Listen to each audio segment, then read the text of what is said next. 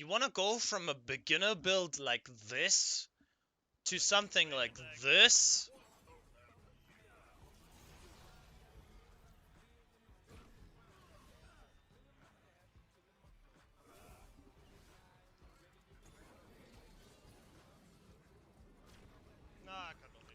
Or going to a demon slaying apocalypse build like this. In just a few steps with the new guide of me doing the boss rush tutorial for everyone so we can understand how to farm prisms correctly. If you want to continue, just stay in the video and I'll explain what to do and what not to do. Hello guys and welcome to another Remnant 2 video. This time I'm not showing a build guide or something else that I'm usually doing. I'm picking up a good content idea that I thought is pretty good in the making. Specifically because we're farming nowadays a lot of boss rush. For the most time, we are playing it for getting new big fragments to our big levels of 51 to level up our prisms and get a super good legendary. What I want to discuss today is how to beat boss rush and how to improve in boss rush, how to build builds that get us easier to farm boss rush and get consistent. So I'm quickly going over a few points that are really important. What is the loadout that you're choosing? You're exploring weaknesses and strengths in your builds. Choosing a difficulty and a length for your loadout, because most of the time loadouts are restricted to the difficulty level. If you don't have the exact prism to do that. Discover which prism you wanna farm and which legendary you wanna farm. And how much XP do you need for that, and how to beat an apocalypse. How to beat apocalypse with this build. So we're going into a lot of things, how builds perform, which upgrades do we choose, and how does it perform in the Eclipse action. So we need, do we need offensive or defensive upgrades? And we're coming back to the boss encounters, how our build performs with the defensive or aggressive upgrades after the investigation and the report. And if we fail, what can we improve? Let's first start with the loadout choices. The loadout choices are pretty relevant in Remnant because they define the way you play. The way most people start to play is to use something as the handler, the challenger, the explorer. Not the explorer. The explorer is not free. My bad.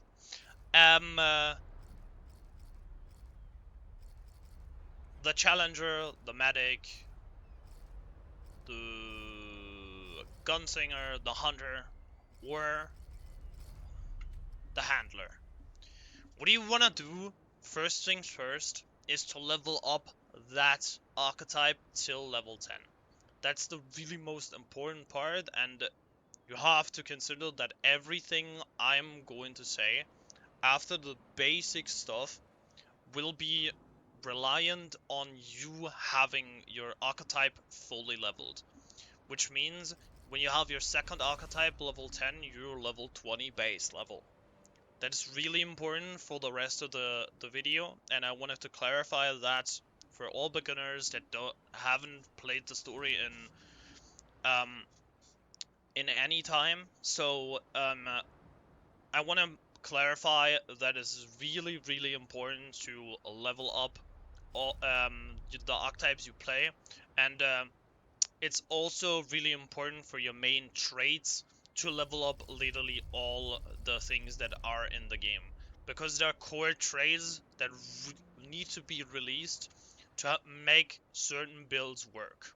such as the Invader gives us a secondary trait called Strong Back that gives us weight, gives us a dodge weight threshold that makes armor way less heavy. So what I want to start with is basically most of the time I want to go through my build and I want to watch something cool on the internet and I think myself, oh my god, that's really really cool. So my personal choice here would be usually Archon because most of the time I love playing mod power. And Archon is not easy to get, I know, but there's a Remnant community Discord out there that can help a lot with this, and you'll get it easily, pretty sure, by a guy who says, yeah, bro, let me join you. We equip the loadout, I'm gonna give you Archon really quick, and then you can easily level it up to 10, and you're good to go. And my secondary choice, most of the time, is pretty viable here because we can play Warden. Warden gives us more defensive options. Um, we can play Challenger. If we go like near targets, we get a 35% increase to all damage, which is pretty good. Um, we can play Invoker if we want to, if we use our skills more. So if we want to play more into the Havoc farm, we go with the Invoker. If we play more on status effects, we play more with the Ritualist, because the Ritualist itself gives us more negative status effect damage and increases the chance of negative status effect crit damage. But what I want to go for here is the Warden subclass because I want to go with a high tier content and I want to have some defenses in my offensive. Because basically the Archon class gives a lot of offense and I want to go with a defense drone shield. So what I want to do next is I want to go to my character and I want to look out for good weapons. Good weapons as mods are usually shotguns. Why shotguns? Shotguns in Remnant 2, or at least in the whole Remnant series, give a lot more mod power. Which also means we can play something as Astral Burst, so we have still range on our build. So I'm gonna equip this. Most usually, it's really important to level up your guns to max level. If you don't have the resources, grind for them, because it's really important for the damage that the gun takes out. With the mods, with the usual fire, it doesn't matter, you need the upgrades. Then I'm going with my secondary choice. My secondary choice would be here something really important. It could be cool to go with the Death Brand. But I am choosing here my Tech 22 handgun. Why that? Because it can also equip like any mod in the game, and it can equip all mutators in the mod, or mutators in the game, which gives us additional mod power. So then I'm looking for a melee. I have like, I have good range, but like I want to defend myself.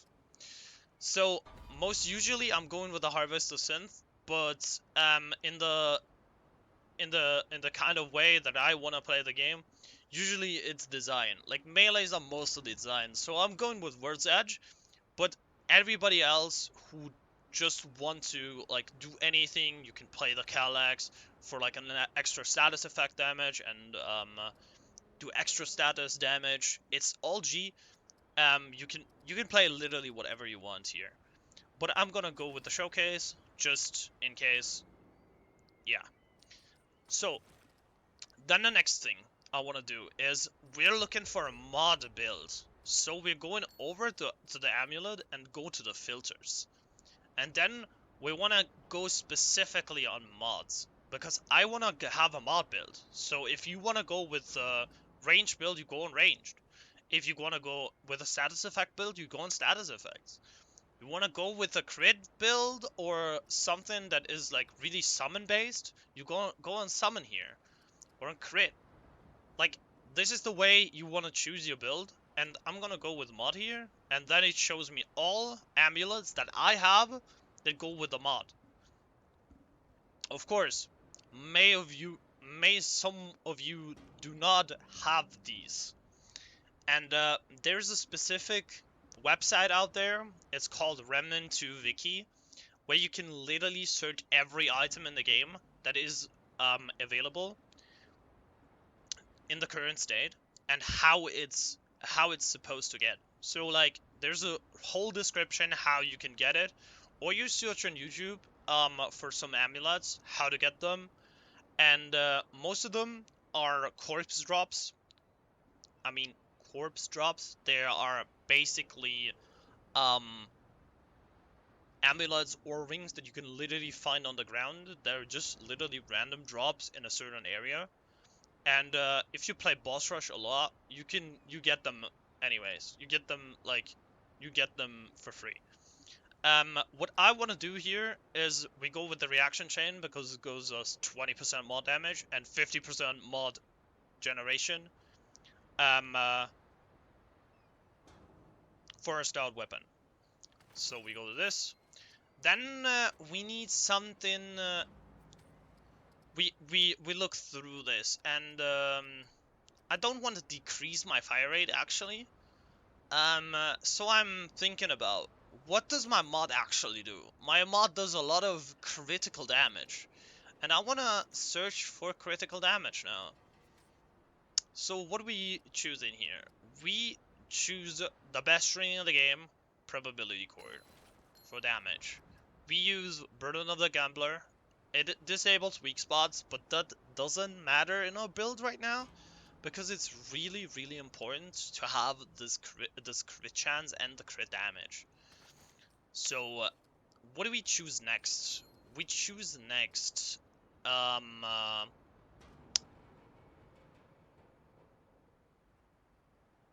something, weight dependent. Sadly, there is nothing really insane here, but I hopefully find it. Ah, I find it under dodge. Okay. Most of the time, weight rings go under dodge because in the description there's something about the dodge. So we go with the dull steel ring because I love to have less weight and also a lot thicker armor. Armor is the next thing we go about. So we roundabout the whole thing and we go with something interesting here. I guess we need still a lot more damage. Maybe a bit more damage. We go with mod. Maybe, because this gives us mod power.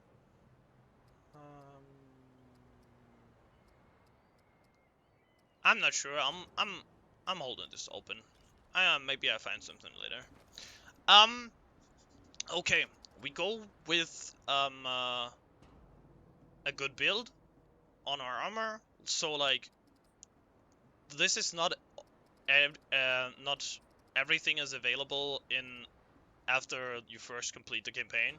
So like, there's a lot of armor out there that I even don't have. Like I have 2 full armor sets now. And I want to build into the lightweight dodge. So I'm going with this. And the chest is mostly the heaviest of all of them. So I'm going with the Fey one. And here we can literally like just look out to balance our stats out. We have like 114 armor, which is really good. So we go with the letter mark one because we have still a lot of dodge weight, a lot of weight open, just to the dull steel ring, and I like to run another one of those for getting nearly the 65 weight threshold. We have a 220 armor, we have 220 armor right now, and we're coming to the trades. Most of the trades I still don't have too. I'm really sorry here. Um, most of the trades are getting freed by just unlocking all of the archetypes. The archetypes are really straightforward, just level 10 and you have them free. Like, it's that easy. It's that easy. Most of the time, I like to do when I build anything is go with Fortify. Fortify gives us 50 armor for free. We take those. It's not even a thing. It's really important. We go with the dodge threshold, so we get like less weight on our armor. Still move a lot. We go with vigor because more health equals less dying. It's really important. If we play something as kinship, as damaging ourselves, like something like a firestorm, or we play with friends, kinship is a really good option here. Because 80% less damage, you in the end game you do a lot of damage. And when I say a lot of damage, you can also damage your your co-players a lot. So 80% is needed if you play an AoE build that does a lot of damage to mobs and also your co-partners. So be aware, you need that a lot of times if you play something like Firestorm or um, anything AoE based. So what I mostly go with, because we're playing a mod power build, we go with Spirit, we go with Barkskin, because 10% damage reduction is great. We're playing a mod spam build, so we go with Inside. We go with Siphoner, because lifesteal is really good. We go with Leech, because Leech is really important in this build. Some of you might not know this, but Leech is actually one of the best trades in the game right now. And it's that good that I don't want to take it off. Because it saves lives. It just saves lives in the way nothing else can do. Siphoner is good, but 3% lifesteal is not 6% lifesteal. Keep that in mind, it's really good. And then we go with Expertise because we need our skill cooldowns in the boss encounter. Yes, we commit trades. Then we go next to our fragments, or at least like the whole mod system. And we kind of want to choose the things we're going for, and there's a lot of stuff that is needed to know, and I'm going with in the next chapter about that. But I forgot something real quick. We still need a relic. I forgot that completely. So what I'm usually doing is going through my collection, or like going through Remnant to Wiki, and thinking about what pairs perfectly with a build. Me personally, usually I'm thinking about something passively because I hate taking relics. Like, it just takes time to do that, and I don't want to do that during the fight. So if you don't want to do, if you want to do it during a fight, just like learn the timings and whatever. You're good to go, and maybe you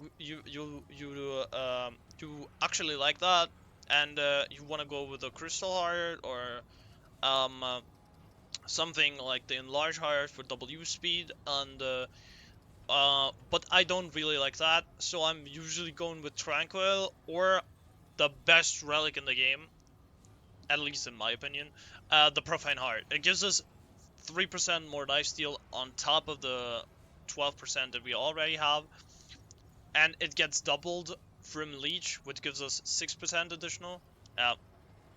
I misdo, I miscalculated math, my bad. It was 3% of life Siphoner, 3% of Profane Heart now, and it gives from Leech extra 50% efficiency, which gives us 12% lifesteal when we equip the Profane Heart. So now we head on into some build weaknesses that I forgot to say, and yeah. The build weaknesses that I'm talking about are critical and weak spot hits. Most bosses in the game don't have weak spots, don't have exposed weak spots, which automatically means you cannot all the time hit crit spots. So I have a clip for that. Let's roll it. Okay, first things first. I want to show you pretty optimized and also not optimized thing in Remnant. In this boss fight specifically, we can watch two simple things. At first, we see the boss get absolutely lasered on his weak spot, and then we can also see the exact opposite, what we also have to consider when we are doing builds. The exact opposite is that the boss doesn't show us all the time our weak spots. So if we play a range build or something like that, we have to consider that there's not gonna be always a weak spot. So we also have to consider this. Okay, let's come to the Prism and Legendary section. You see here on the right side, something that I've wrote myself, and I didn't find it out myself. So, but that's the usual fusions that are discovered in the game. The fusions names are here, and what you need is the combination of Fragment 1 and Fragment 2.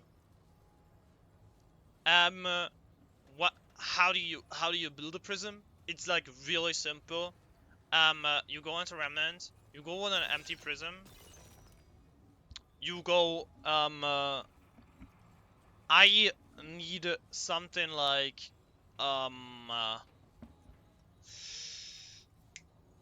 range fire rate.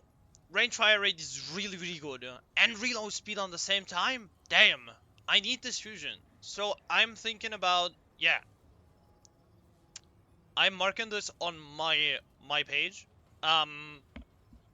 So I'm gonna infuse the range fire rate wherever it's gonna be. I'll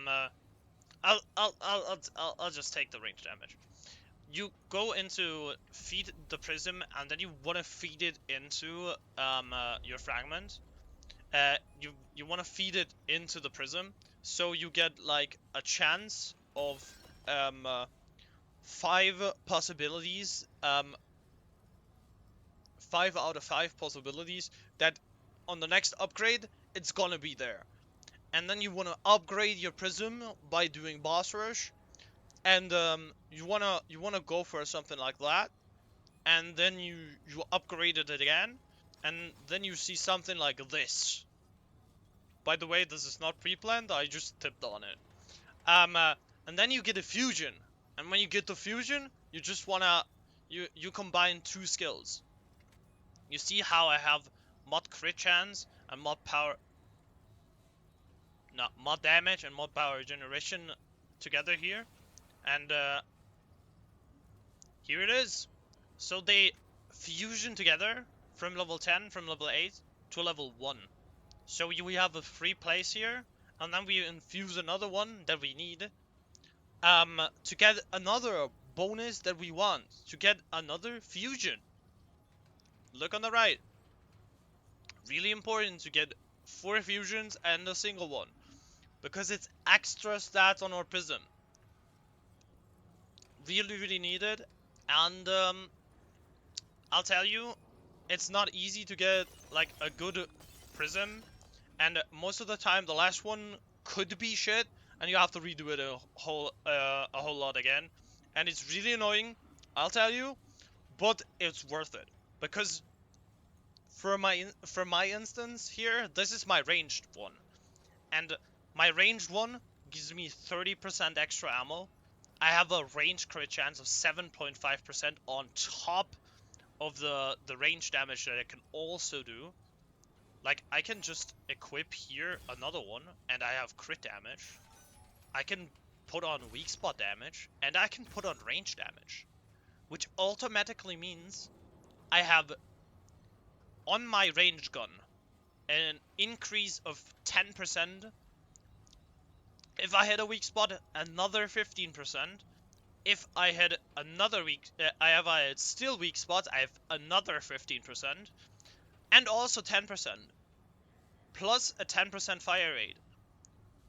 And if I don't hit a crit spot, I have critical chance, critical damage, and another one critical chance. Like, and this stacks up, and if we hit a weak spot, specifically with the Massacre Legendary, we get another 35%. Like, the increase is stacking so much that it's like a lot of damage just by stacked up like this. And if you want to check out of this, look, I'm gonna go with my range build real quick to show you. Yeah, nothing really special to be honest. I'm not gonna show the build. It's like really not needed. I'm gonna do it at some point anyways. We see here weak spot damage plus 45%, range damage plus 75%, critical damage plus 90%, fire rate plus 25%, range critical chance 25%. And this adds on top of each other, and then you see something like in the clip where we hit on the first time of the boss such insane numbers and absolutely laser him. So we hop onto Remnant Wiki. Here we see all the legendary bonuses that are available on the end of every prism. And with the newest edition of the newest update of the prisms, you can also re-roll them, which means you can literally farm for every single one of your fragments from these ones. So let me quickly get over it, because like um uh, you can just like show them for yourselves, and there are a few ones that are really cool, and I am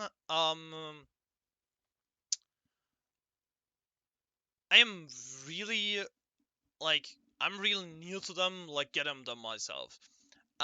What I've seen in the last few days, played a lot, is Brutality. On the Archon build that I posted, with a lot of defense, which gives you like 100% more damage on Archon. Havoc Worm, which is really cool, but you go really defensive, to not get absolutely destroyed on Apocalypse. I'm looking right now for Critical Situation on my mod spam build, because it gives us 35% on a lightweight class. Um, then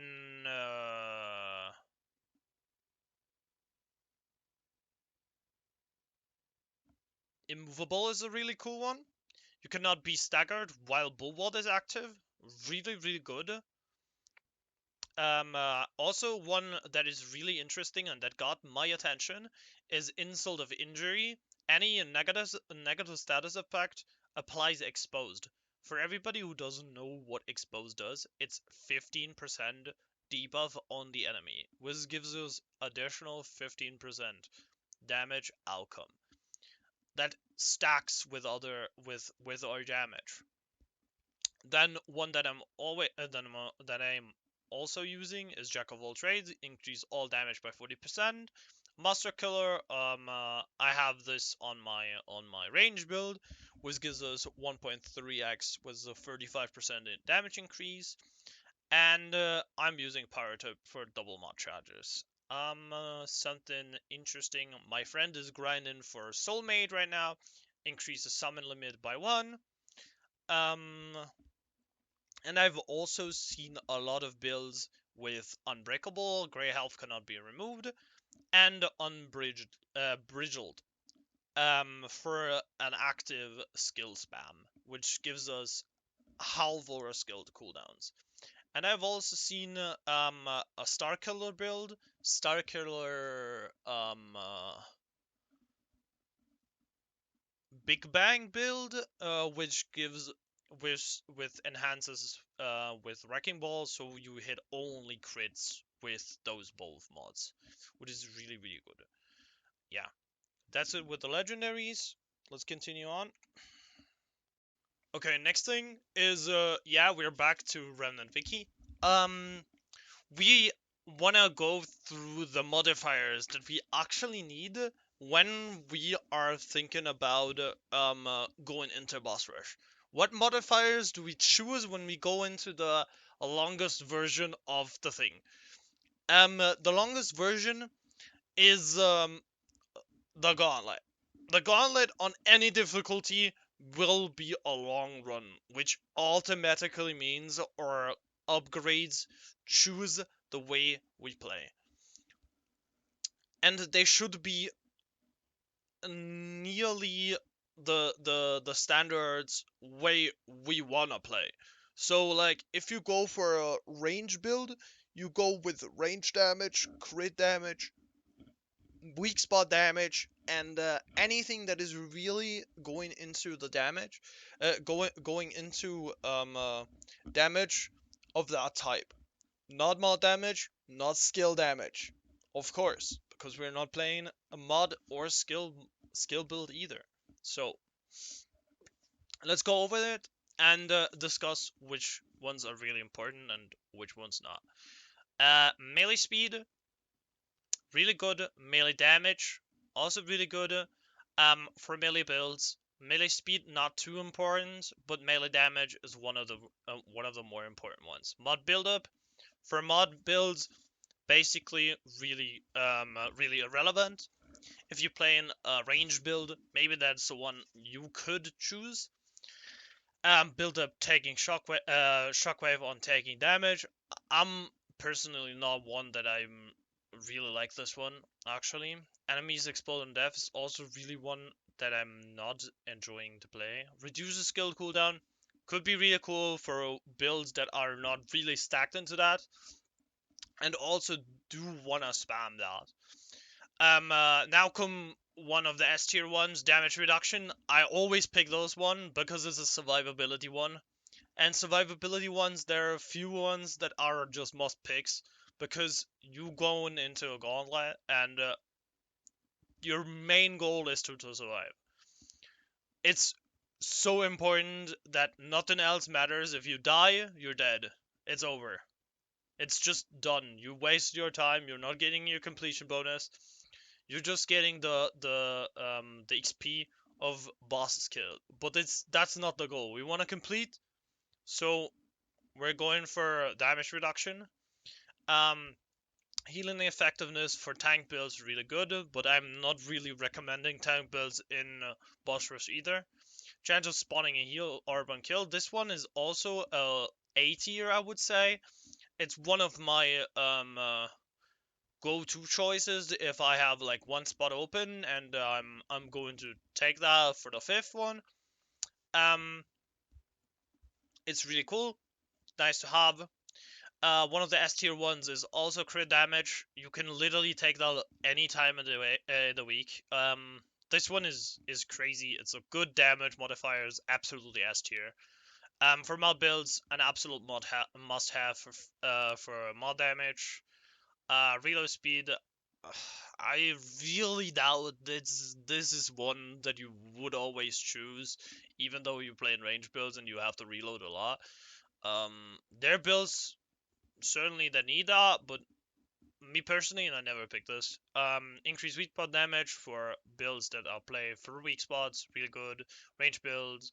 Health regeneration, I never choose this one because it's like a wasted slot. Usually you have like maybe something leveled on your prism or something like that, and it's like way better than choosing an upgrade that literally doesn't do anything for you. Ammo reserve, maybe if you run out of ammo a lot, that is like really good to pick. It's a B tier. Um, I don't know even how that works, to be honest. Like I'm gonna be honest, I never picked those because it's like really not that good. Chances to summon a root staff on kill. It's interesting. sometimes you could pick, you can figure out like if it's nice or not, but I'm not choosing this. I'm choosing most of the time this one. Maximum health is always needed. It's still survivability, and especially on higher difficulties like Nightmare and Apocalypse, you need this health. I swear to God, bro, you need this health. Because on the ender levels, like from I think from 7 and 14 onwards, the enemies get harder and harder. And when you play on Apocalypse and you go to Annihilation, this thing does a lot of damage. If you don't go for this and you don't go for the damage reduction one, you get one shot. I'm not capping, you get one shot.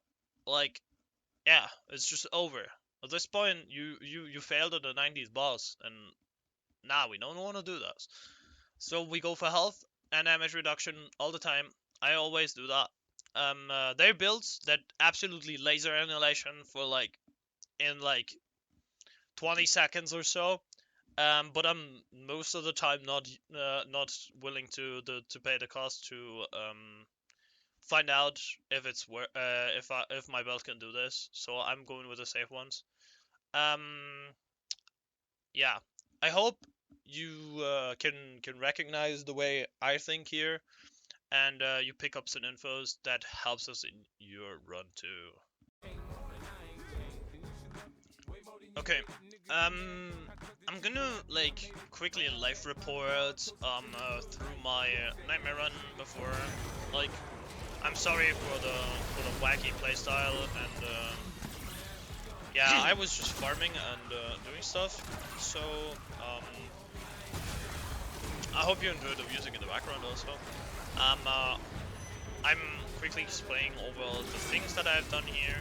I'm going for the first upgrade, like I'm killing ads, going for the first upgrade. There's straight up really annoying boss that we have to kill twice here. We're going through, we're just running, activating our drone that we forgot, and we go into the boss fight. Yeah. Most likely, like, you need to have a like kind of rotation. I'm usually like when I'm going through my build, I'm using my Astro Burst to clear out ads and use my Skewer for the damage. Yes, I'm popping syringes here. You'll see in a second why. Yeah, I have a lot of rate of fire increase because I get haste from the one of them, and the other one that is like less popular gives me fire rate increase, which gives me more rate of fire. So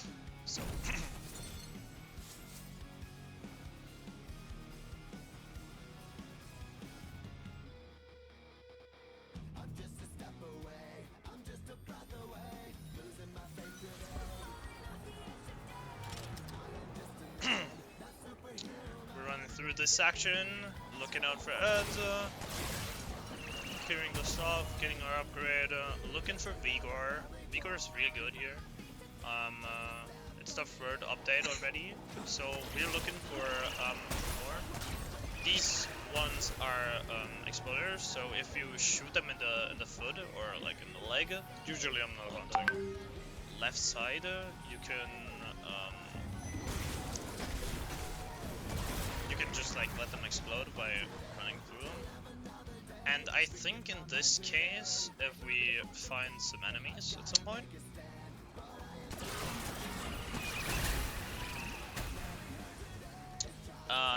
my aberration is also boosters, I think. Yeah.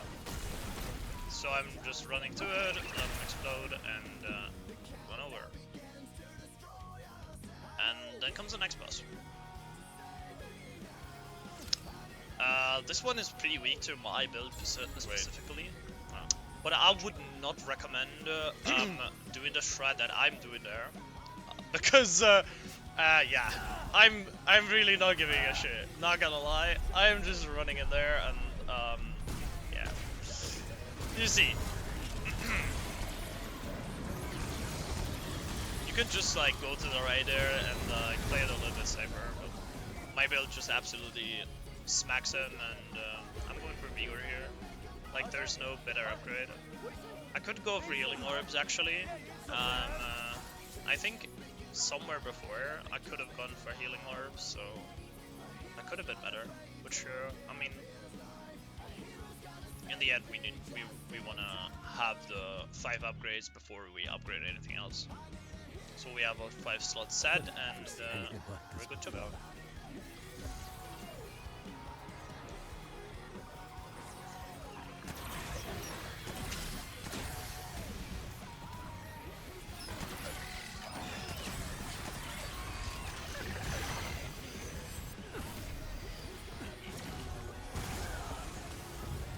On higher health targets, I usually use the Skewer, not the Astral Burst, because like it just takes a lot of damage.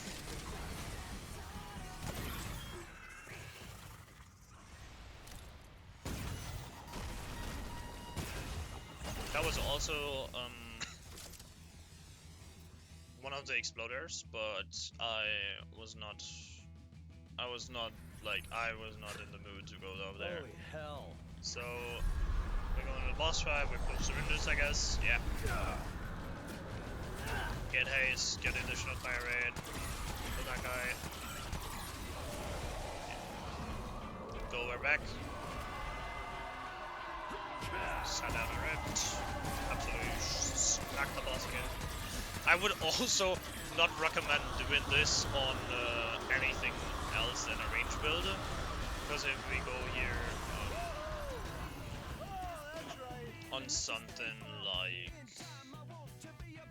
on a range build, you can just stay there as I was doing and like do the damage while he's reviving the puppet. But otherwise, I would not recommend doing this. Like, it's just a kill yourself. I'm gonna wipe here. Moment. By the way, the reason why I choose the Warden over the Summoner in the newest edition of my build, like this one here, is a defensive upgrade also for this section, because I'm like, I don't really like the way Lonesome works. Like, there's a lot of melee guys that sneak up behind me, and the knights are really strong sometimes, and I really don't want to do this. Like, I don't want to deal with them. So I give like another Bulwark stack and an Overshield, which was like really good in Apocalypse. And I was doing it with a friend together last night, I guess, and it worked really well. So I'm staying with it for now, if I don't want to like go pure DPS.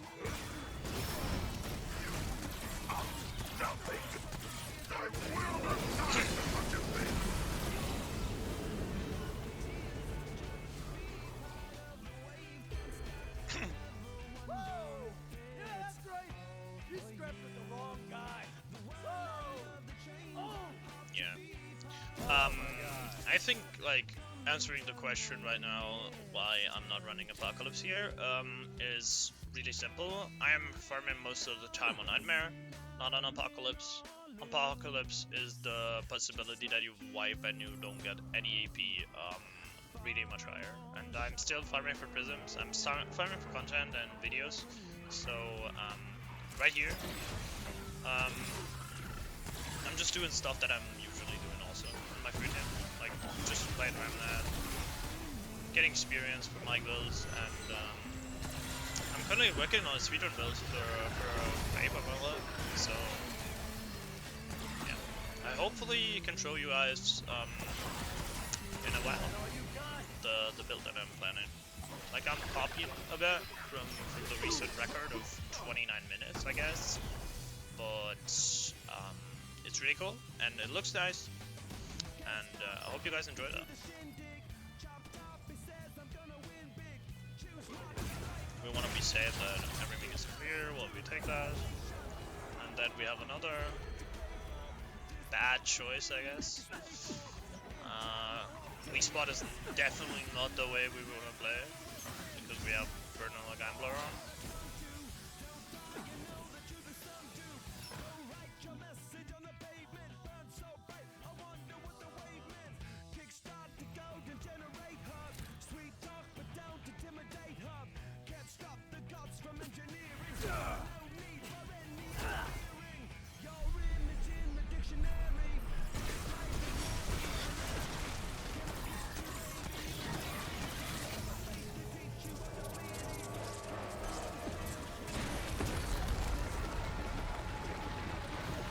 What is really funny here is you can also like look into my head as an Apocalypse player.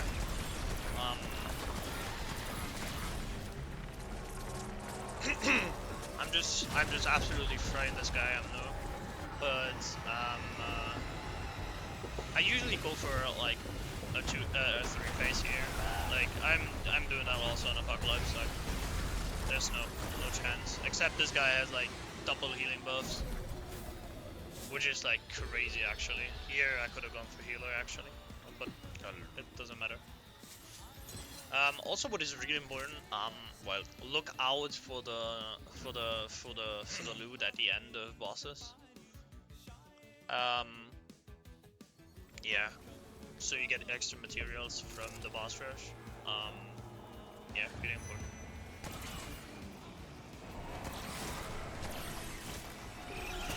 For everybody who's not on like 10,000 relic dust, of course, but like they give us free stuff, and we take those because the chests in boss rush are actually normal. Like they're not absolutely garbage like the ones in the campaign. Great. We shut down the wizard here because the wizard does a lot of damage, and we just got lucky and got an explosive again. Well, at least that's over. The Revenger is a pretty good one because like this guy is just he's just free actually. Like with this build you just stagger him a lot of times.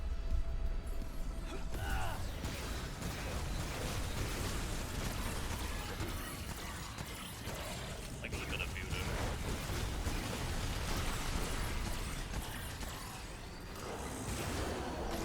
I know some people might say like, yeah bro, oh my god, that's not even Apocalypse. Like, yeah, of course that's not Apocalypse.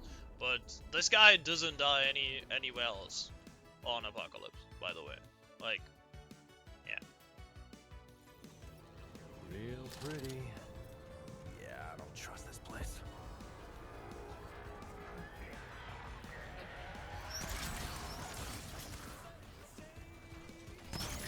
Also, a cool value that gives that comes with running the shield run.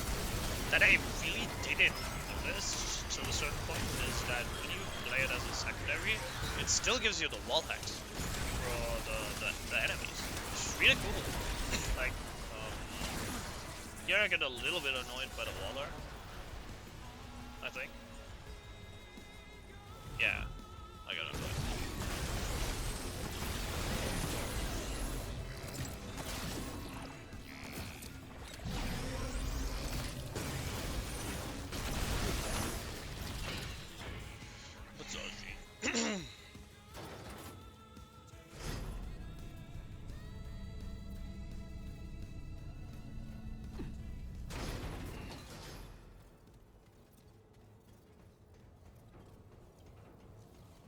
Also, something that I choose here is velocity. Velocity is cool for speeding up your run, but I would not recommend players that are not safe with the mechanics of the game. They should not choose momentum here, like velocity in general, like movement speed over anything else, like a defensive perk. It's really needed. Like the defensive perks are really needed, and you suffer from doing less damage here instead of like giving this speed.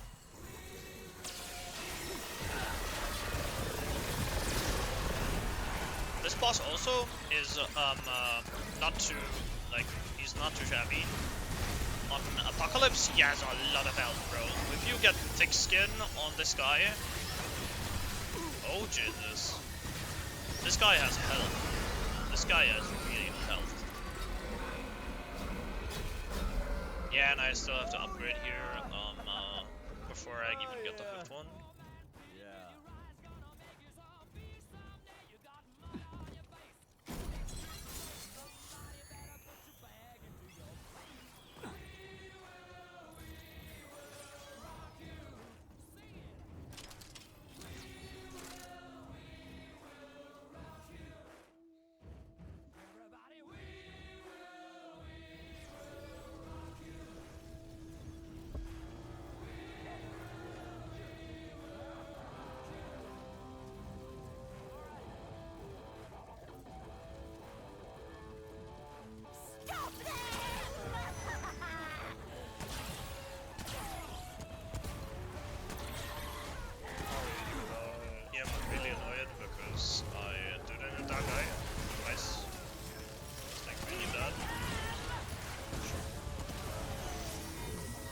And the Abdomination spawned in the thing directly.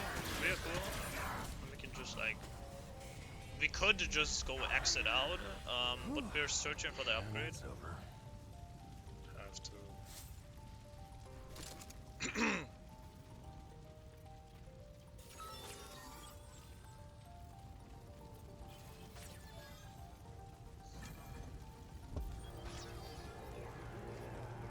Because of the current state of our build, we have like we have not enough upgrades.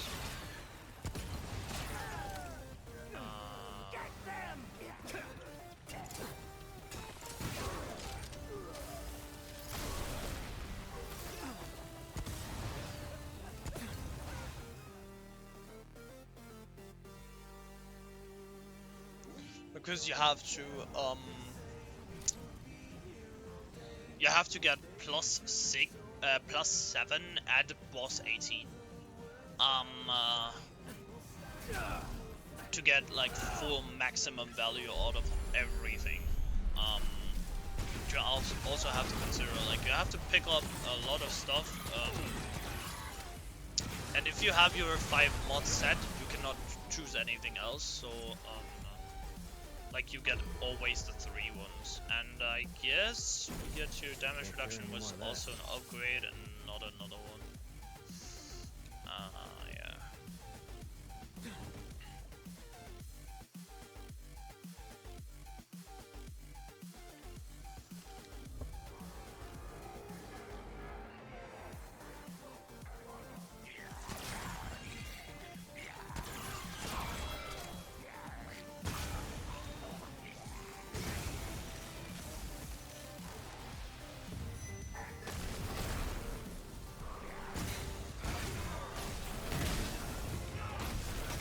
The reasons why I included Warden is Dark Knight. Sometimes they can just like sneak up behind you and you get comboed by like 3 melee guys, and yeah, Apocalypse, you're just dead then. Sadly.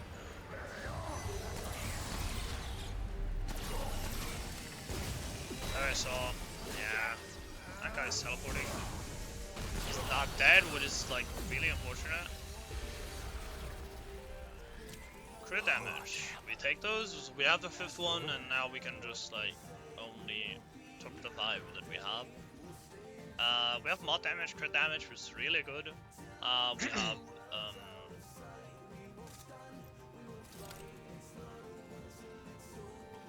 no velocity, enhanced life, and damage reduction. Yeah, which is like a safe combination. And then we get something really annoying here. Like, we got our Carthy failing, which is a really annoying boss actually.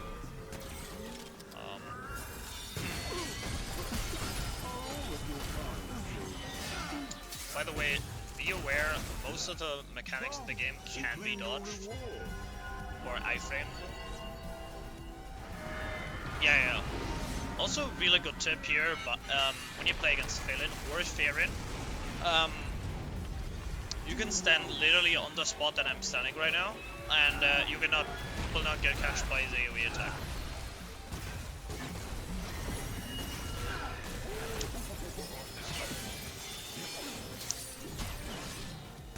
And this stun twice.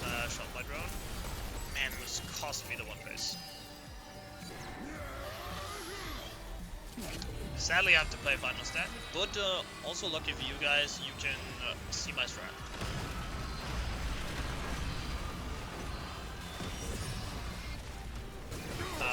Phelan and Firin both do that in Final Stand. They let spawn two swords above you, and then you can just like see when they're coming down, just press dodge once. And dodge the impact. Yeah, takes a bit of skill, but to be honest, it's like pretty easy to do, and you don't have to move.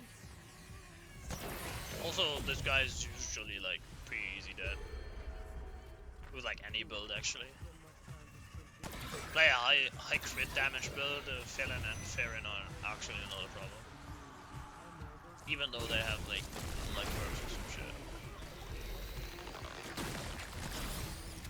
At least in my opinion, they're not like bad of a deal.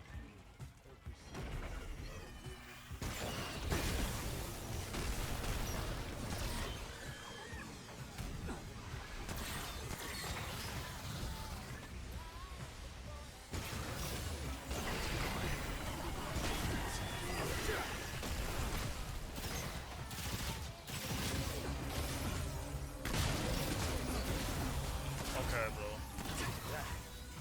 Get TP'd twice. Really interesting.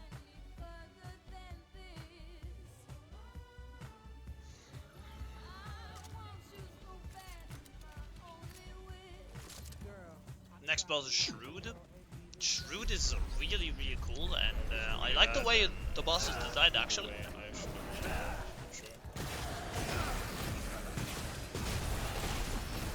And as you can see, I'm reflecting even though I'm still in a boss fight.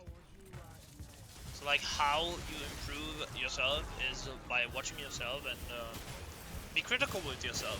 Like look at the way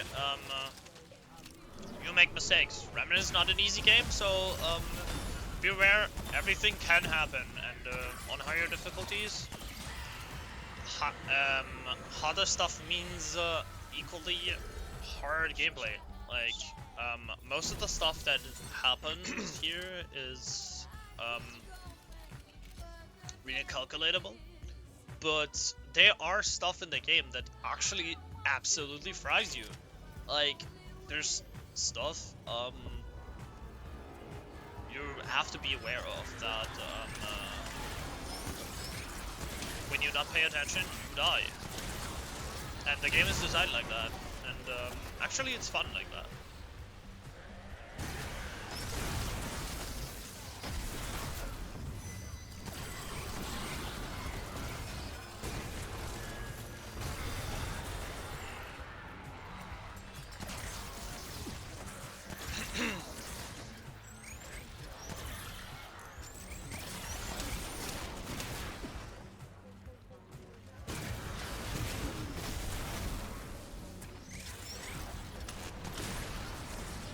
By the way, I have to also like sort of teleported. Hell yeah.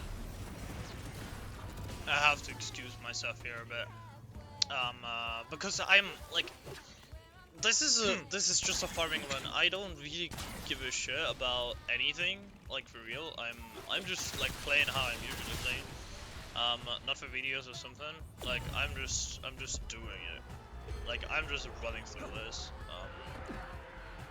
I mean, it's still a good showcase, but like, I'm not playing careful at all. I'm just playing how I'm usually playing. Like, not for videos or some shit. Like, I am really playing like this every single day. Also, I'm kind of like I'm kind of wise that I am improving on bosses that I don't really like. For an example, Alapsus Tora, Shalhala, and the blue crab guy that is in yeah. I'm still improving on those bosses, of course, but like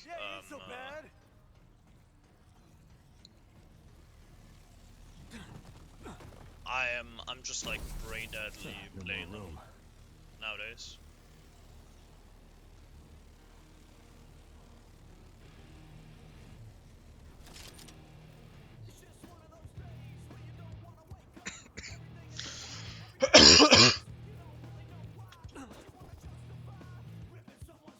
I'm kinda dying. Oh.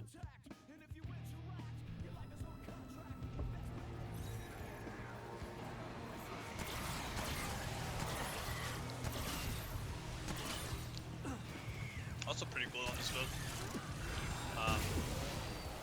That I did in a showcase on the day, no, on the actual build showcase. Skedule can stay on the ground. So you just spam it down there and everything that spawns there dies. This is it's really cool.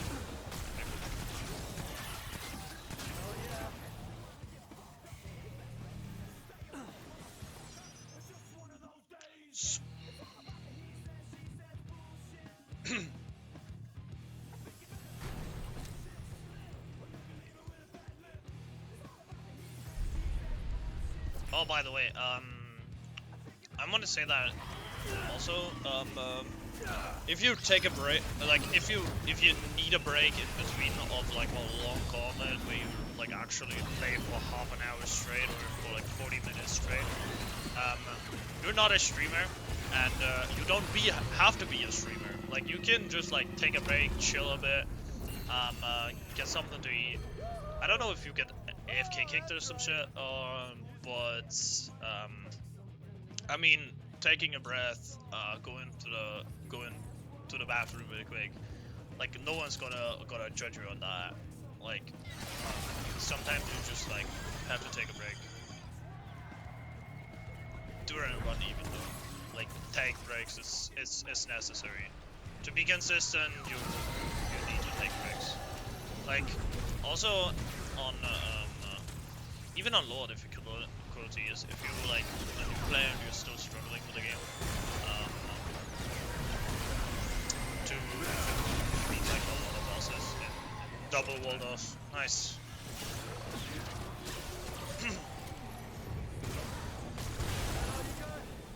Then you should definitely take a break. Like if you had some bosses that are like really bad for you, and you haven't played them a lot, and you have not explored the weaknesses yet, yeah, do it. It's worth it.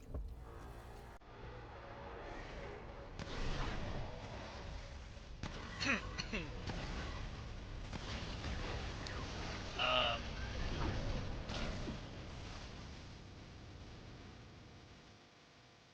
yeah. At this point, I'm just yapping in the background. By the way, I hope nobody actually cares about that. Um, like too much. Um, what also is a good practice is just like running triple threat for a bit, like experience a few bosses, play a bit with them, get yourself a good point how to do them properly, and do them fast. Like most of the time, what makes farming efficiency is to do it fast, of course. Reason why I'm playing the most broken mob build in the game right now. What's that, huh? You like that? You ain't so bad. Like, of course, I mean, it's a really fun build, not gonna lie, man. Like I enjoy playing this shit. But I mean, most people don't want to do like brain that's 20 hours or play a single, of course. Like you can just like in 20 hours you can farm a different build, of course. Or like do it efficiency, do it efficient. There's some really good builds out there from a lot of good YouTubers that I also watch. Like I'm not a princess like or like a genius knowing everything in the game. Of course, I'm also a human like everybody else. Um, look at YouTube. And there's a lot of stuff out there that I really don't know.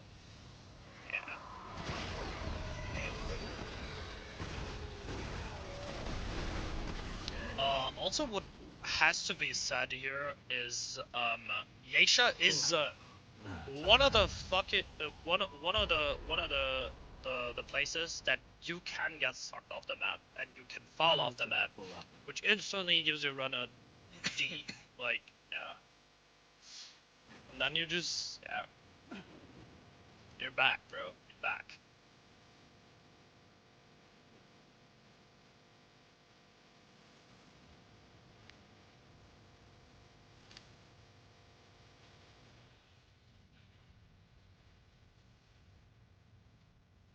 What is like a really good thing to do even as a starting person is to play the game with a friend builder.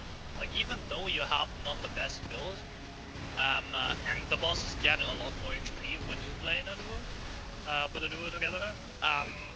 You get a lot of experience in the boss fight because you have to take all the phases. Like, I'm just speeding through that, and I'm not even going into phase 2 of this boss for a specific reason. Um, uh, so I'm aware that um, uh, I'm not showcasing like everything in the game, of course. Like the video is not long enough for that, and it will never be long enough to show you like everything in the game. Um, uh, so like experience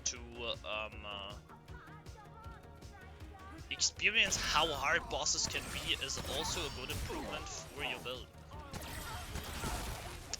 and your gameplay, of course.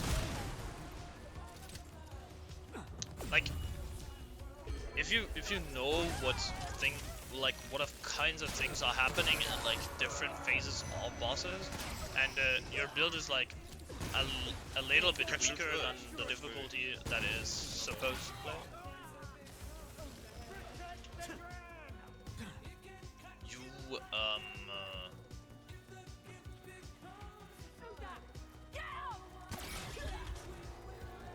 my god, my brain lag. You can experience a lot of stuff, and you can explore weaknesses of bosses, like a lot of bosses, by playing them for long enough. Like, of course, I am like, for me as an example, um, I played through the game like 7 times before I even started Apocalypse. Because I had a lot of respect for the difficulty level. I played like the first one was instantly better. What was a mistake in my opinion. Um, but I managed to get it solo, and I nearly quit the game because I was stuck on this boss for a lot of time, and I couldn't beat her. Like the second phase, I couldn't beat her. Like it was hard this time. Like I had no weapons, I had no equipment, I had no clue how the game works, and that nearly made me quit the game because it was too hard for the equipment level that I had. And then I played another veteran, and another veteran, like 2 or 3 times I played veteran. Um, and then I played Nightmare, and Nightmare was actually like pretty fun up until the point where I got to Venom, And Venom was not easy. Of course, Venom was not easy. Like during that time, Venom was the hardest boss in the game. In my opinion, at least. So I played at this point. I played Hunter Gunslinger. Not with Nightfall. I played with the Hub Rifle and Nebula and Stone of Benevolence, and it was still a lot of fun. Like playing through the game was a lot of fun. Then I beat Nightmare in like 20 hours, and I was pretty confident. So I collected a lot of rings and some stuff, and I watched some videos for builds, and I went with a tank build with Engineer Summoner. And it was pretty good.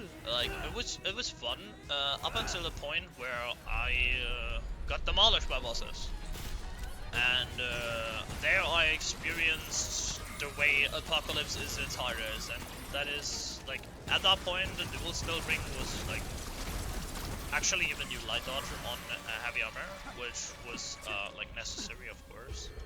And I was playing the crystal hard with summons, and I was actually at Iron up until the point up until the point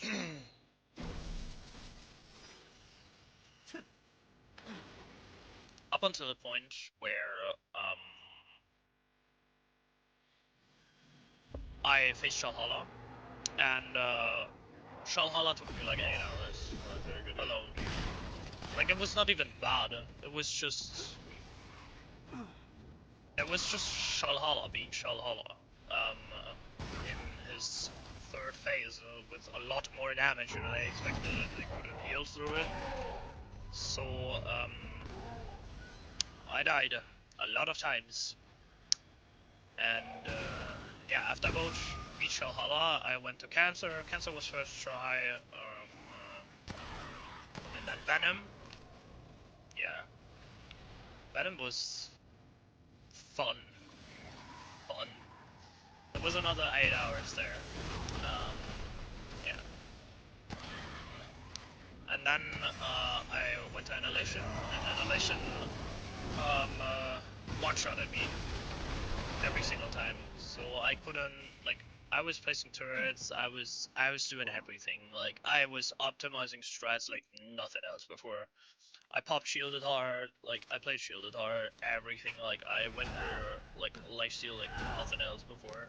And I developed the build like crazy, but I was still destroyed by Annihilation. So I had to really practice her a lot. And after 10 more hours, I played Apocalypse. And I was like really happy at that point, because it was really hard. Like, the challenge was insane, and I loved it. Like, I really loved it. It was so much fun doing this.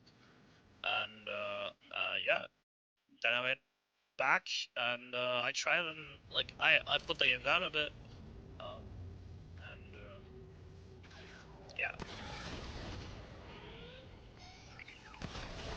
Then I came all the time back for the DLCs, and yeah, this time um, I took a long break from the Awakening. No, not the Awakening King. The second DLC of the game. To the Dark Horizon, and the Dark Horizon made me feel like the game is really really good, and so I took down my main game at that point, Destiny. We're playing a lot more Remnant recently, and it's a lot more fun at this point, because like build crafting is crazier, Prism's got introduced. Yeah.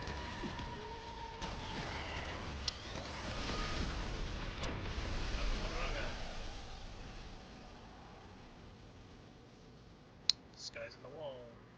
You real?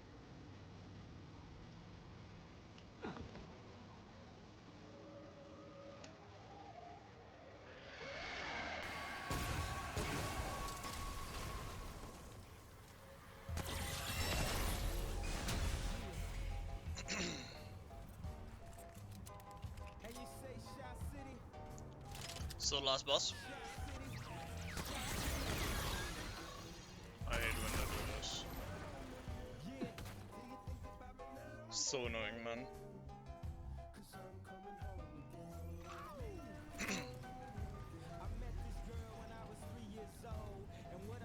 Ellipsis for last.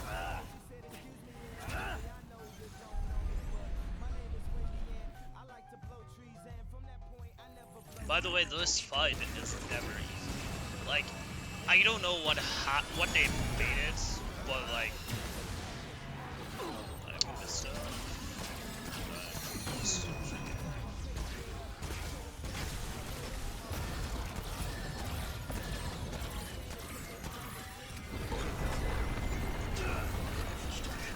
I never know what this guy is about. Like, actually, I know the middle phase and the final encounter and this one, but like everything else, bro, I don't know. I don't know what to do.